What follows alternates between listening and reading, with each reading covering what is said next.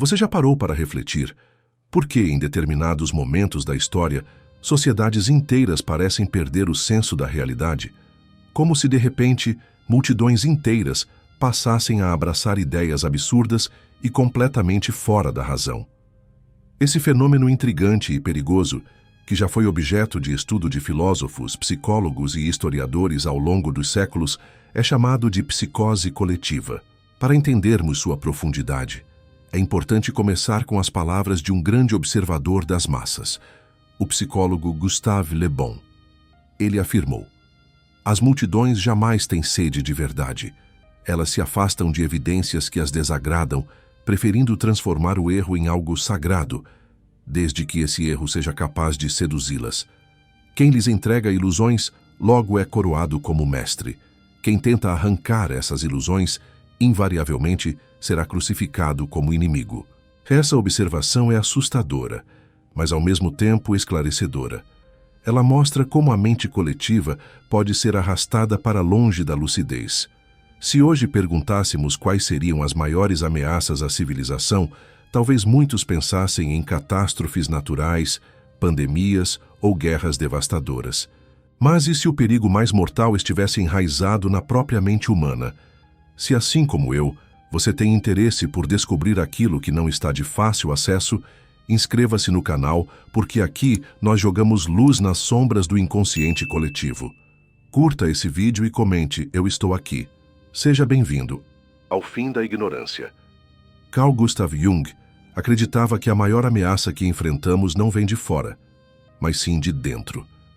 Ele enxergava nossa dificuldade em lidar com as forças internas do inconsciente como uma luta constante contra nossa própria natureza sombria.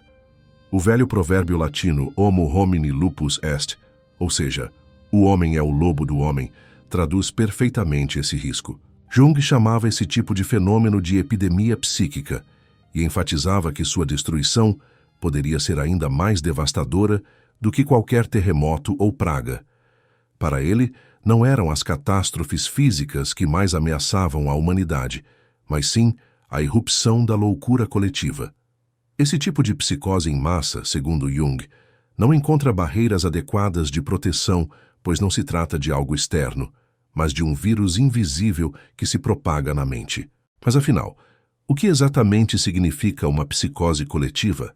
Trata-se de uma espécie de contágio mental em que uma comunidade inteira perde contato com a realidade e passa a viver dentro de delírios compartilhados. Embora possa soar como algo distante, a história está cheia de episódios reais e perturbadores que ilustram esse processo. Basta lembrar das famosas caças às bruxas que assolaram a Europa e a América entre os séculos XV e XVII.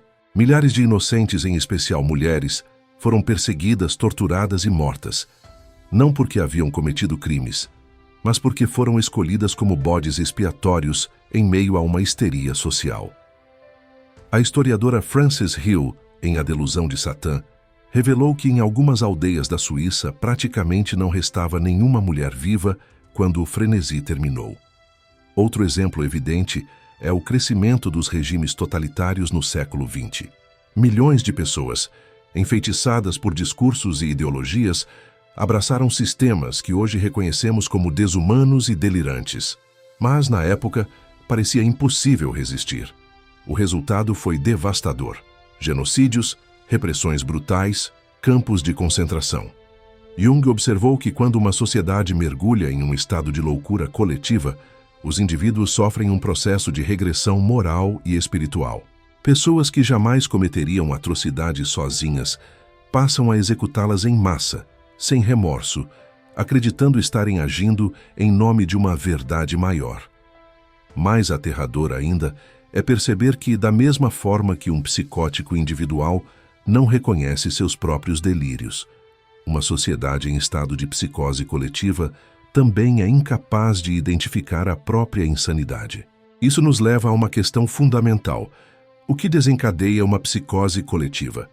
Para responder, precisamos entender primeiro como a psicose se manifesta em um único indivíduo. Diversos fatores físicos podem estar envolvidos, como traumas ou uso de substâncias, mas aqui o foco está nos gatilhos psicológicos. O mais comum deles é um acúmulo esmagador de emoções negativas: medo, pânico, ansiedade. Esse turbilhão pode desestabilizar completamente a mente. Agora, imagine esse pânico se espalhando como uma onda por uma população inteira. Em busca desesperada de alívio, alguns enfrentam a origem de sua angústia, mas muitos recorrem ao que chamamos de colapso psicótico, um tipo de reorganização da realidade que mistura fato e ilusão, de modo a reduzir o sofrimento emocional. O psiquiatra Silvano Arietti, uma das maiores autoridades do século XX sobre esquizofrenia, descreveu as fases desse processo. Primeiro vem a fase de pânico. O indivíduo percebe o mundo de forma estranha, sente medo intenso, se confunde, mas não encontra explicações plausíveis. Depois surge o que Arietti chama de insight psicótico.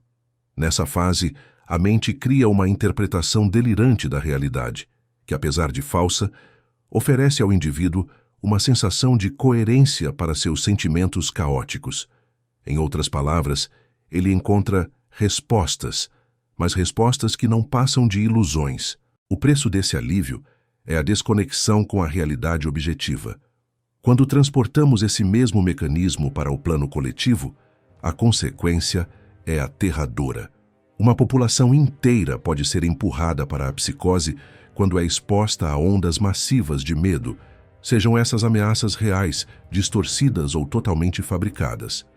E é nesse ponto que o contexto histórico e cultural define a forma que a loucura vai assumir. Em tempos modernos, uma das expressões mais perigosas desse estado coletivo é o totalitarismo. Na era moderna, o totalitarismo desponta como uma das manifestações mais assustadoras de psicose coletiva. O historiador Arthur Versluis definiu esse fenômeno como a ascensão de um poder centralizado e absoluto, que anula por completo os direitos individuais e subjuga o ser humano à vontade de um Estado dominador. Nessa estrutura, a sociedade se divide de forma patológica em duas castas: os que governam e os que são governados. A primeira passa a ocupar um lugar quase sagrado, idolatrado como se fossem deuses, enquanto a segunda é infantilizada, transformada em massa obediente e psicologicamente enfraquecida. Esse desequilíbrio é uma distorção perigosa da natureza humana, que tende à corrupção quando colocada diante de tanto poder e adoração. A filósofa Hannah Arendt, uma das maiores especialistas em regimes totalitários do século XX, afirmou que esse tipo de poder busca algo ainda mais sinistro: a transformação radical da própria essência humana. Não se trata apenas de mudar a política, mas de moldar a alma das pessoas. No entanto, essa nova humanidade prometida não leva à perfeição, leva à doença. O totalitarismo não constrói paraísos, mas fabrica mentes doentes, repletas de delírios. Toda a estrutura social sob esse tipo de regime é sustentada por mentiras cuidadosamente elaboradas. E um dos pilares fundamentais para que isso funcione é um processo chamado menticídio, ou seja, o assassinato da mente. O termo foi cunhado pelo psiquiatra Just Mirlow, que explorou esse conceito em sua obra O Estupro da Mente. Segundo ele, o menticídio é um sistema deliberado e planejado de manipulação psicológica que destrói a capacidade do indivíduo de pensar com autonomia. É uma lavagem cerebral em massa, promovida por uma elite que se vale do medo e da propaganda para entorpecer o pensamento crítico. Mirlow explica que esse processo é colocado em prática por meio de ondas alternadas de terror e calmaria. Em vez de manter a população em pânico constante, o que poderia gerar rebelião, os governantes intercalam períodos de tensão extrema com momentos de aparente tranquilidade. Essa alternância enfraquece a resistência mental das pessoas, deixando-as cada vez mais vulneráveis. A cada nova onda de medo, a mente das massas se encontra ainda abalada pela onda anterior. Isso permite que o controle psicológico se aprofunde, que a moral se deteriore e que a verdade seja cada vez mais obscurecida. Enquanto isso, a propaganda se encarrega de espalhar desinformação, criando uma atmosfera de confusão e insegurança. Notícias contraditórias, dados distorcidos e discursos incoerentes se tornam armas poderosas para paralisar o pensamento lógico. Merleau destaca que a razão pode combater argumentos racionais, mas não sabe o que fazer diante da irracionalidade proposital. Quando o caos se instala, as pessoas atordoadas passam a buscar desesperadamente figuras de autoridade que prometem respostas simples para crises complexas. Esse é o ambiente perfeito para o florescimento do totalitarismo. A confusão, longe de ser um erro, é um recurso estratégico. Ela desmonta o senso crítico e facilita a aceitação das ideias mais absurdas. Grandes mentiras são repetidas incessantemente até se tornarem verdades indiscutíveis. Enquanto o povo ainda tenta entender a primeira mentira, já é bombardeado com outra ainda mais absurda. Com as tecnologias digitais e as redes sociais, essa manipulação ganhou proporções jamais vistas. Em segundos, o medo e a propaganda podem ser espalhados pelo mundo inteiro, sem que haja tempo para reflexão. A mente humana se torna refém de estímulos constantes, e o silêncio, essencial para a lucidez, desaparece por completo. Merleau resume essa dinâmica com uma observação brilhante. A tecnologia moderna nos condicionou a aceitar sem questionar tudo o que nos é apresentado. Não há mais tempo para a contemplação. A vida se tornou uma corrida desenfreada de estímulos visuais, sonoros e emocionais. O pensamento reflexivo foi substituído por reações automáticas. O homem moderno não questiona mais a realidade. Ele apenas consome o que lhe é oferecido. E em meio a esse bombardeio constante, vai perdendo a capacidade de discernir. Mas o isolamento também cumpre um papel essencial nesse processo. Tanto Merleau quanto Hannah Arendt identificaram o isolamento social como um dos combustíveis mais eficientes para manter viva a psicose totalitária. Quando um indivíduo é privado da convivência com amigos, familiares ou colegas, ele se torna muito mais suscetível à manipulação. Isso porque ele deixa de ter acesso a exemplos positivos, a vozes que poderiam ajudá-lo a sair do transe coletivo. Além disso, quando está sozinho, o ser humano se torna mais maleável. O condicionamento psicológico funciona melhor no isolamento. Ivan Pavlov, em seus estudos sobre comportamento, demonstrou que é muito mais fácil induzir novos reflexos em um ambiente silencioso, livre de distrações. E os totalitários sabem disso. Ao manter seus alvos isolados, confusos e constantemente aterrorizados, os engenheiros do menticídio conseguem dobrar até mesmo as mentes mais resistentes. As ondas de propaganda, combinadas com o medo e a solidão, reduzem os seres humanos às sombras do que um dia foram. Aos poucos, o pensamento racional se apaga, a esperança desaparece e o desespero se instala. É nesse momento que o totalitarismo se revela como uma solução. Ele oferece ordem em meio ao caos, promete segurança, direção, estabilidade, mas tudo isso tem um custo altíssimo: a liberdade. Para que as massas aceitem esse falso senso de ordem, é preciso que renunciem à própria individualidade, que entreguem voluntariamente ou por coerção o controle de suas decisões, desejos e pensamentos a uma elite dominante. É nesse ponto que a psicose coletiva se consolida em sua forma mais perversa, como uma submissão total e irracional a um sistema doente. Just Merleau descreveu essa fase como uma descida completa à loucura. Quando um regime totalitário se instala, seja de forma abrupta ou sutil, a razão e a sensatez deixam de ser possíveis. Tudo passa a ser filtrado pela lente do medo e da manipulação, e qualquer um que questione essa realidade alterada passa a ser visto como inimigo, como uma ameaça à suposta ordem estabelecida. A sociedade, nesse estado, vira-se contra si mesma. Movida pelo medo e manipulada por aqueles no poder, começa a apontar o dedo para seus próprios membros, criando inimigos imaginários, caçando traidores, perseguindo os que ousam pensar diferente. A atmosfera se torna sufocante e a criatividade, essa centelha essencial da vida humana, é esmagada sob o peso da obediência cega. Em nome de uma falsa estabilidade, elimina-se o espontâneo, o artístico, o livre.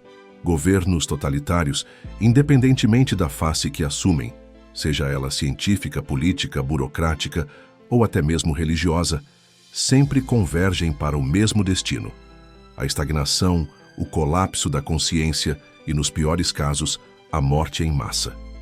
Diante disso, surge a pergunta inevitável: é possível impedir essa queda? E se uma sociedade já estiver deslizando pelas engrenagens da psicose coletiva, haverá alguma forma de frear esse processo? Embora não haja garantias, há sim caminhos possíveis. Jung nos oferece uma direção poderosa. Ele acreditava que o primeiro passo para restaurar a sanidade coletiva começa dentro de cada indivíduo. Antes de tentar salvar o mundo, é preciso colocar ordem na própria mente, viver com coerência, clareza e propósito. Tornar-se um exemplo silencioso, mas luminoso. Para Jung, nossa época clama desesperadamente por pessoas capazes de se libertar do transe coletivo. Seres humanos que, mesmo solitários, consigam erguer um farol de lucidez em meio à escuridão da irracionalidade. Esses indivíduos não salvam multidões com discursos inflamados ou revoluções armadas. Eles salvam pelo testemunho da própria vida. São provas vivas de que ainda é possível pensar, sentir, discernir. Mas, além do trabalho interno, há ações concretas que podem ser tomadas. E uma das mais urgentes é divulgar informações que contradigam a propaganda oficial. A verdade, por mais frágil que pareça diante de um sistema opressor, possui uma força própria. O totalitarismo se sustenta em mentiras. Por isso, uma das suas primeiras ações é sempre silenciar vozes dissidentes e controlar o fluxo de informação. Quebrar esse cerco, portanto, é um ato de resistência. E há também o poder do riso. Merleau destaca que o humor é uma arma poderosa contra o autoritarismo. Isso porque o tirano, o demagogo e o manipulador são, em essência, figuras trágicas que não suportam o ridículo. Quando zombamos de suas mentiras, de suas poses e de suas promessas vazias, suas máscaras começam a rachar. O riso é uma forma de desarmar a pompa dos poderosos e revelar sua fraqueza essencial. Václav Havel, o dissidente tcheco que mais tarde se tornou presidente, propôs uma estratégia ainda mais poderosa: a criação de estruturas paralelas. Essas estruturas são formas de viver e criar à margem do sistema. São negócios, projetos, instituições, comunidades, formas de arte, espiritualidade ou ciência que, embora existam fisicamente dentro de uma sociedade totalitária, operam moralmente fora dela. Elas são espaços de liberdade dentro da prisão. Havel observou que quando um número suficiente dessas estruturas paralelas é construído, uma segunda sociedade começa a emergir. Um oásis de sanidade em meio ao deserto da loucura. Um reduto de verdade em meio à manipulação. Um território de liberdade dentro da opressão. O que está em jogo é muito mais do que política, economia ou ideologia. Estamos falando da própria alma da civilização. Evitar a completa descida rumo à loucura do totalitarismo exige ação, coragem e consciência, não de alguns poucos heróis isolados, mas de tantos quantos forem possíveis. A elite dominante não cruza os braços, pelo contrário, ela se move constantemente, investindo energia, tecnologia e psicologia para ampliar seu controle. Por isso, aqueles que ainda enxergam com clareza precisam se mover também. Precisam resistir, despertar outros, reconstruir espaços onde a liberdade ainda possa respirar. É verdade que isso não será fácil. A maioria já está hipnotizada, anestesiada, rendida. Mas como Thomas Paine escreveu durante uma das fases mais sombrias da história, a tirania, como o inferno, não se vence com facilidade. Mas temos uma consolação. Quanto mais difícil o conflito, mais gloriosa será a vitória. A batalha pela lucidez é travada dentro de cada um de nós, a cada dia, em cada decisão. A elite dominante entende isso perfeitamente e é por isso que investe tanto no controle das emoções e das narrativas. Ela sabe que uma mente fortalecida não se curva com facilidade. Por isso, devemos trabalhar para blindar nossa psique contra as armadilhas emocionais. Isso começa pela educação, e não falo apenas da institucional. A autoeducação talvez seja a forma mais revolucionária de libertação. Aprender a pensar de forma crítica, a questionar, a reconhecer falácias, a identificar quando estão tentando nos manipular. Esse é o verdadeiro poder. Cultivar a dúvida saudável, o ceticismo consciente, sem cair na paranoia, é uma arte que pode nos salvar, assim como também é essencial manter viva nossa capacidade de conexão humana. O totalitarismo se alimenta da desumanização. Ele quer que vejamos o outro como número, como ameaça, como obstáculo. Resistir é, portanto, enxergar o outro como humano, com falhas sim, mas também com potencial. Empatia não é fraqueza, é escudo.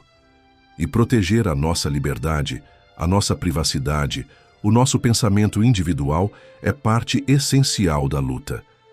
Em um mundo cada vez mais digitalizado, a vigilância se tornou quase invisível. Mas ainda temos escolha. Podemos proteger nossos dados, nossas conversas, nossos hábitos.